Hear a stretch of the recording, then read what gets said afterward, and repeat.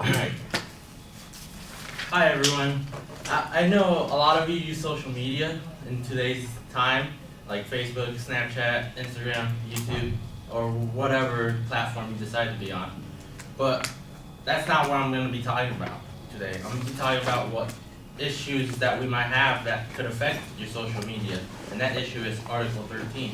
And like what I'm trying to do here is to explain, possibly change your way and feel more aware about what Article 13 will do to you, or basically everyone who is in a major company, threatening our way of life. Now, I'm going to start explaining what Article 13 is. Article 13 is to put it in simple terms, a copyright law. And this copyright law started in the EU, which is the European Union. And now, what they are doing with this law is currently they are going under the process of refining the law, what makes it a copyright or not a copyright. And the law will benefit more bigger companies than a small person like me and you if we were uploading something to the internet. Now, the thing is with social media, nothing benefits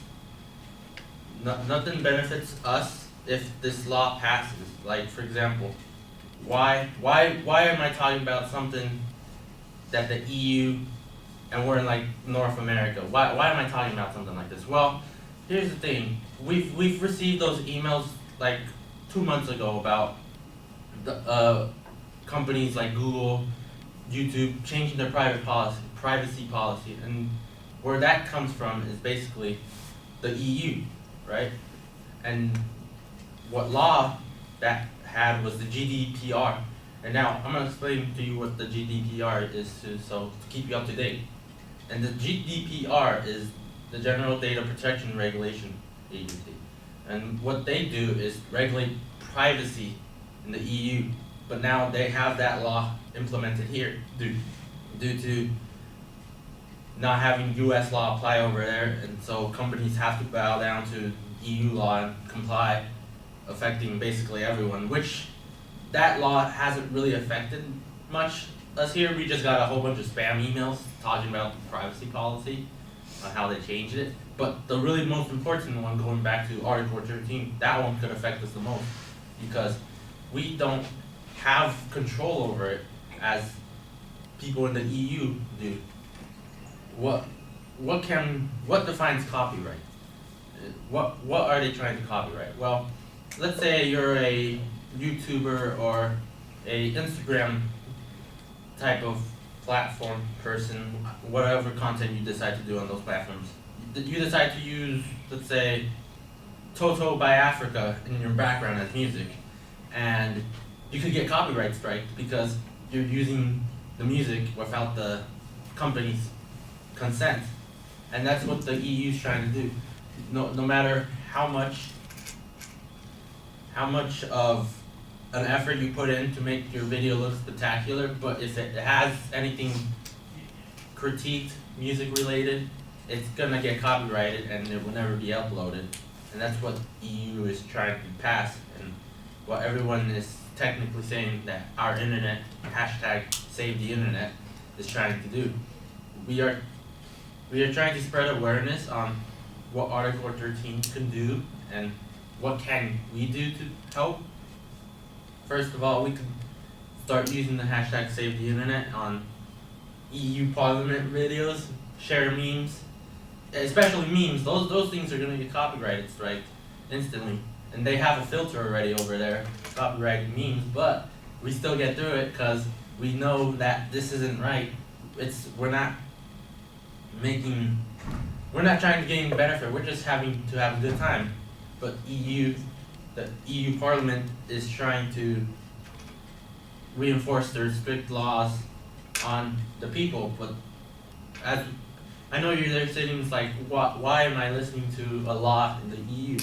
Well, to put in sample that it might take effect over there in like a month if it passes, and then like over here give it another month, it's gonna affect all of us now. And now we won't be able to have anything to post or talk about since we're gonna be copyrighted strike.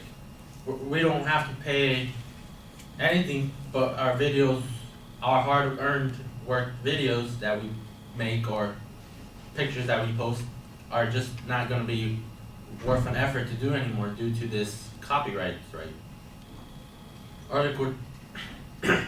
Article 13 is a major issue that we need to start addressing. Even though we are in the United States and it's happening in the European Union, we need to address this issue by spreading the word, having our friends in Europe start taking action with their MEGs, which is basically the representatives over there in Parliament, as we have U.S. representatives here, to put that in comparison. We must be able to not just sit around waiting for the next email saying, oh, we've changed our terms of services, and just sit around saying that it's not going to affect us, but it will affect us in a great way. The only companies that will benefit from this is basically the music industry and the film, which they basically, why would we want a YouTube platform just filled with ads of movie trailers and music that we might enjoy, and we might possibly put it on our feed in Snapchat. Then we can't because we didn't get consent of those companies. So I just like to leave you with thinking that our internet is under threat because of this law, and we need to do something about it. So spread the word and have a nice day.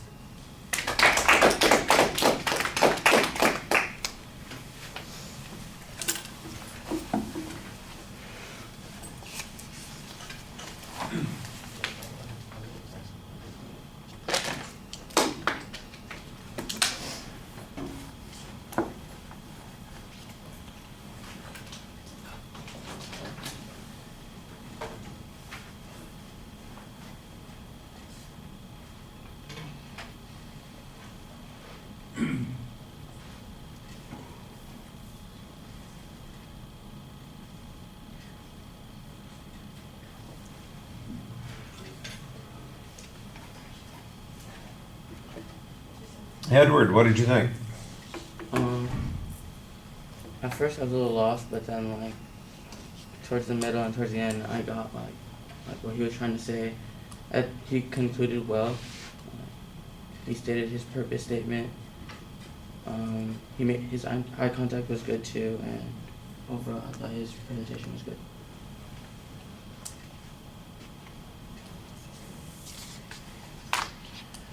Well, I thought the greeting at the beginning was fine, and your reference to the social media and then tying it into Article 13 is okay. I think you need a little bit more explanation of what Article 13 is at the beginning, and we need a little bit of context. I guess the idea here is, since you've cited the movie companies and the music companies as the main beneficiaries of this, I guess the idea here is that copyright laws are being violated online because people are using copyrighted material in their posts online, and that this law is in essence going to make it impossible for those things to be posted, or if they are posted, they subject the people who've posted it to potential fines or imprisonment or something along those lines.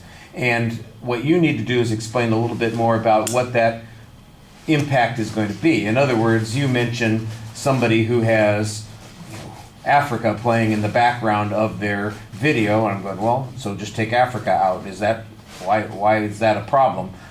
The answer to your argument here is that if the thing that you're talking about is the music or is the movie, and you're using clips or sounds from the music of the movie, and it's unfavorable, for instance, that you could be shut down and prosecuted, and it's basically a form of censorship that's going on.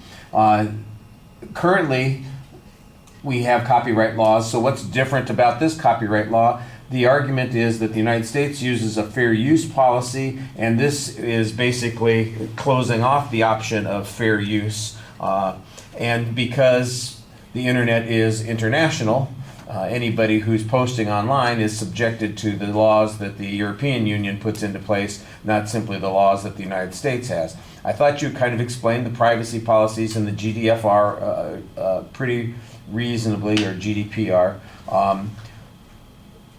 I thought that was okay, but the only impact that you have is a hypothetical case that you're presenting. And I know that there are thousands of people who have media platforms who use material like this who would be affected. What's the economic impact? What's the social impact? What's the long-term way in which the internet's going to change? There may be political ramifications for this. The influence of social media would change, I think, and I think you need to build your argument that this is harmful a little bit a little bit more forcefully. You kind of describe, like I said, what the issue is, and you've got some hypotheticals, but I didn't hear any sources being cited here, and I think that's a little bit problematic. Presentation is solid. You do a good job speaking to us. Sometimes your fluency is a little bit off. Probably a little practice would help that, but you did a good job talking to us and using your voice. I do think, like I said, a little bit more context is required, and this would be one of those places where maybe an explanation of the controversy and the policies that are being put into place from an authoritative source might have been clearer than your own explanation, and that would have been maybe some good narrative to include in the presentation also. All right, well, thank you.